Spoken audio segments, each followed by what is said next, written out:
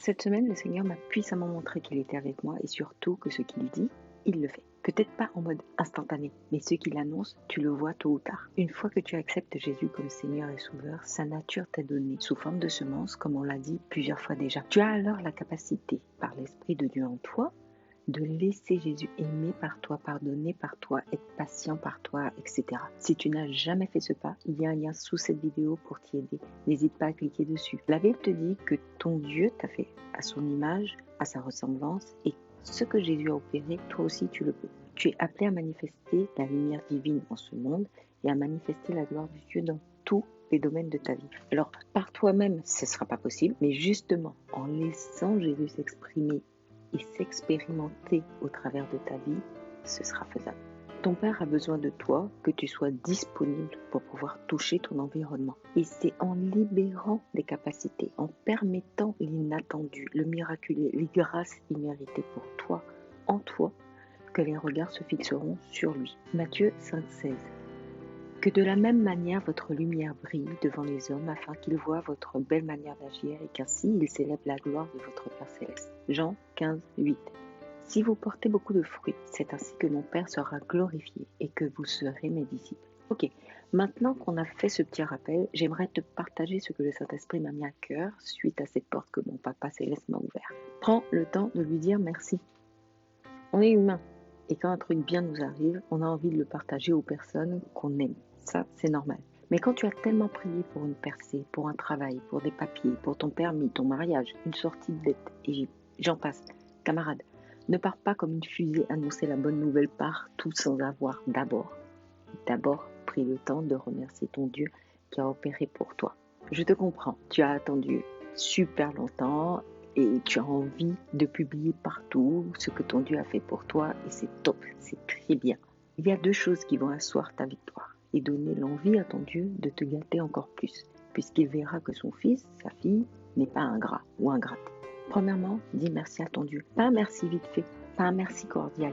Prends le temps de considérer ce qu'il y a derrière le miraculeux, derrière la bénédiction dont il te fait jouer, son amour pour toi. En fait, quand en Jésus nous vivons l'abondance, la surabondance, les promesses, ce sur quoi il faut que nos regards se fixent, c'est la force de l'amour qui s'y trouve. C'est cet amour-là qui doit forcer ton admiration, ta célébration. Bien sûr, réjouis-toi pleinement de ce qui t'est accordé, mais plus que tout, considère le cœur de celui qui a permis ça dans ta vie. Pourquoi? Si tu te focalises sur ton Papa Céleste et son amour pour toi, plus que sur ce qu'il t'a donné, tu feras croître, et ce en mode boost, ton amour pour lui. C'est-à-dire que tu le trouveras encore plus merveilleux, encore plus incroyable, et cette admiration va faire croître l'amour que tu lui portes déjà. Plus ton amour grandit, plus ta foi devient la sienne, car ton être tout entier embrassera le fait que rien, absolument rien, ne lui est impossible.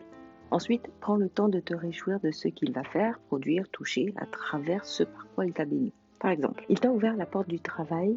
Dis-lui merci pour son amour pour toi, pour ce travail qu'il te donne, oui, mais réjouis-toi à l'avance et célèbre-le pour ce qu'il va faire à travers toi, à travers ce poste, sur ce lieu de travail, tu vois. Luc 17, 11, 19.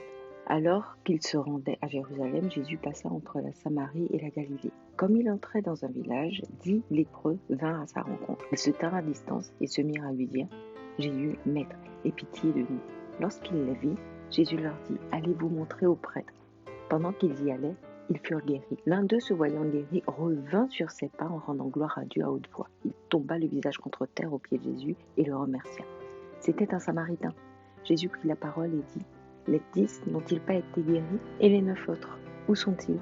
Ne s'est-il trouvé que cet étranger pour revenir et rendre gloire à Dieu? » Puis il lui dit « Lève-toi, vas-y, ta foi t'a sauvé. » Si tu comprends la puissance qu'il y a dans la reconnaissance à ton Dieu, tu seras en mesure d'expérimenter de plus grandes grâces encore et d'être utilisé par ton Père de manière encore plus impactante. Quand toi-même tu fais un cadeau à quelqu'un, avoue, c'est vraiment gratifiant quand tu vois à quel point la personne est contente de ce que tu lui as offert, à quel point ça la touche. À l'inverse, si tu fais des cadeaux et que bon, il y a zéro réaction, un merci du bout des lèvres, voire pas de merci du tout, avoue, c'est assez vexant. C'est vrai qu'on donne par amour pour le plaisir de donner, d'offrir. Mais la joie de l'autre, son bonheur, c'est notre récompense. Le merci, sa qualité, va être l'élément qui va donner que nous soyons heureux ou mi-figue mi-raisin par rapport à ce qu'on a offert. C'est la réaction de l'autre qui va nous donner l'envie de lui refaire un plaisir sans raison, rapidement ou pas. Transpose ça au spirituel et tu comprendras bien la portée de ton merci quand ton Dieu t'ouvre des portes. Nos cœurs reconnaissants touchent le sien profondément. Nos remerciements sincères lui donnent l'envie de déverser davantage de grâce pour nous, sur nous, par nous. Prends le temps de le célébrer en tout temps et de manière plus marquée encore lorsqu'il t'a visité de manière particulière. Lui, il en sera touché et toi, tu n'en seras que plus béni. Ready?